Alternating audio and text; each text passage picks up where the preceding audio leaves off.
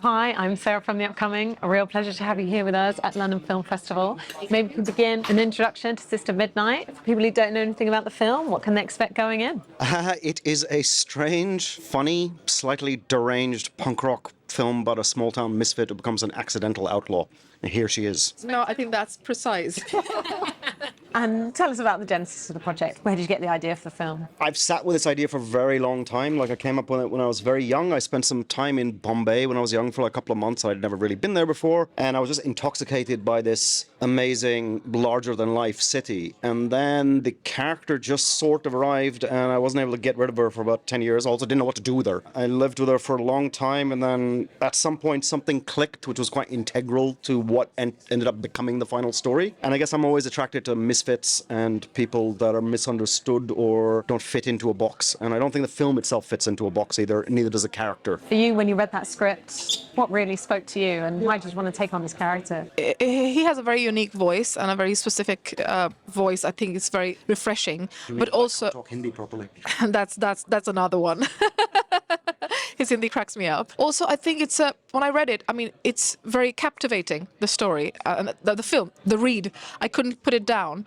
But I also feel like I was so excited when I read it because it's sort of, you know, I thought that it's that there's a thin line between this film becoming really cool and how he exactly wants it to be and going wrong, you know, because there's so much risk that is involved because it's such a precise vision that he has. So if he doesn't get everything that he wants, exactly how he wants it, it just won't look and be the way he wants it, which is very hard to do in the industry.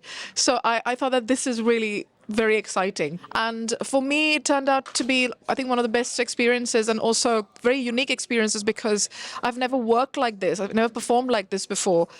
He had a very different idea of how we should go about it, and he took me out of my comfort zone completely, and I thoroughly enjoyed it. In terms of your casting process, you know, more broadly, but how did you know that she was the right person to play your protagonist? I spent a lot of time trying to, very early days, I mean, we tried to make this for about 10 years. So like about 5 years ago, it almost happened. I was looking through tapes and watching films of Indian actors and stuff. I was getting quite nervous. I couldn't quite find anyone that could match this character that I'd lived with for so long. And somebody recommended I look at her stuff, and I watched her stuff, and I was instantly captivated. I was like, oh my God, this woman is fearless. So I was really, quite honestly, I wasn't going to make it if she was going to say no after we sent her the script.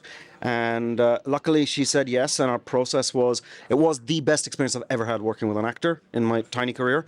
It was, given that I'd lived with this character for so long, it was like, and she was so committed, so fearless, and such a fun partner in crime. It was like going to work with like the best imaginary friend every day. And, you know, she made me cry on set a couple of times by just watching the performance, and people are like looking at me and going, what's wrong with this guy? It's a woman sitting at a table.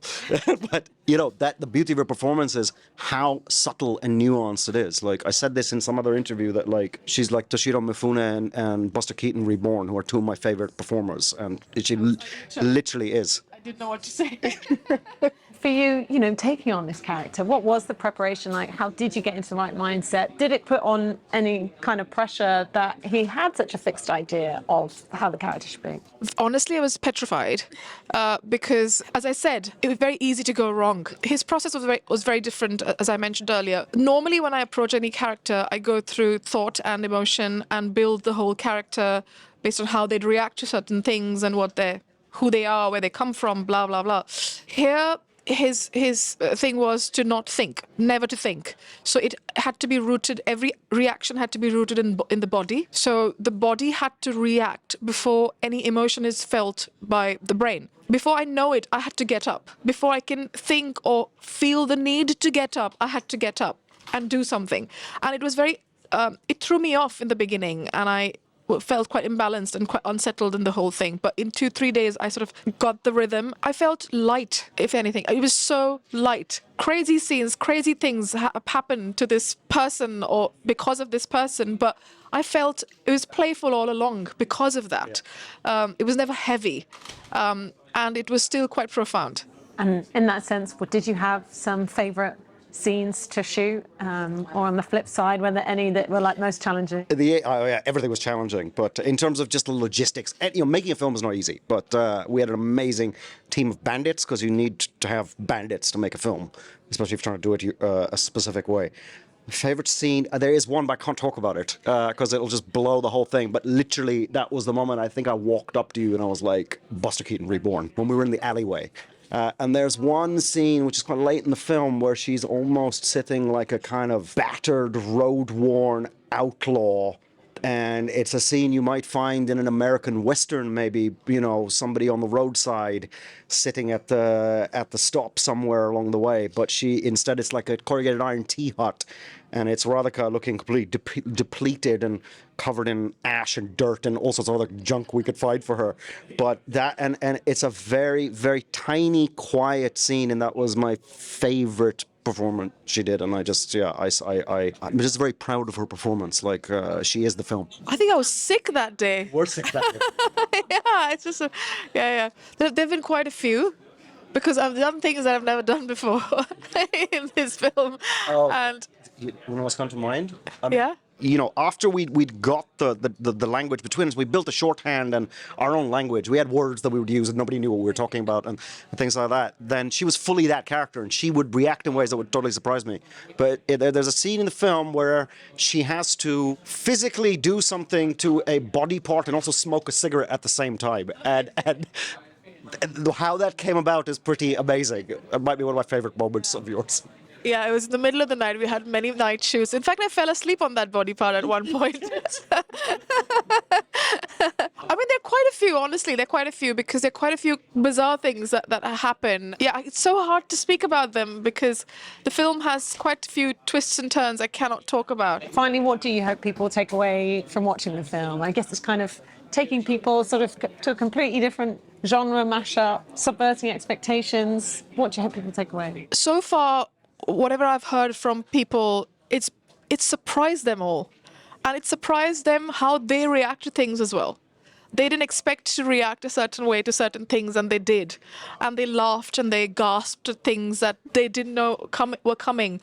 And they accepted the unpredictability so well. I think that's the winning point. I think they really get carried away with the film, and they get immersed in the whole experience. I think for me, it's an experience, the film. And I think they become part of it so quickly that it's quite heartening. Hopefully people can take away that punk rock is not just a chord progression or a jacket you slip on. It's a molecule when the film ends.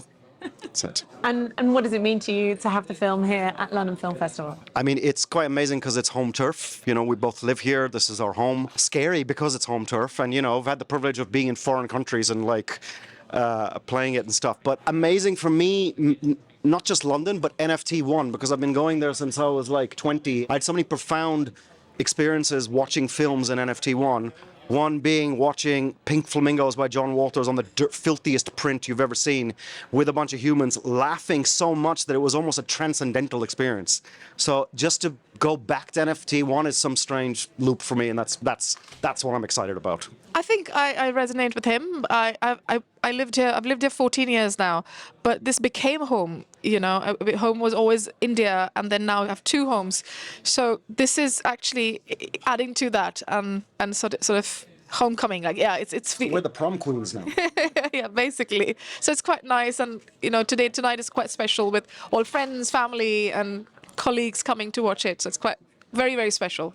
And I think just seeing the diversity of the audiences here and the diversity of the films that are being shown, it makes you feel, I think, quite proud about the UK film industry in a way. Absolutely. And this is a festival. And do you think that's still very important within the broader landscape? I cannot agree more. I mean, this year we have two films that are British films, but they're entirely shot in India.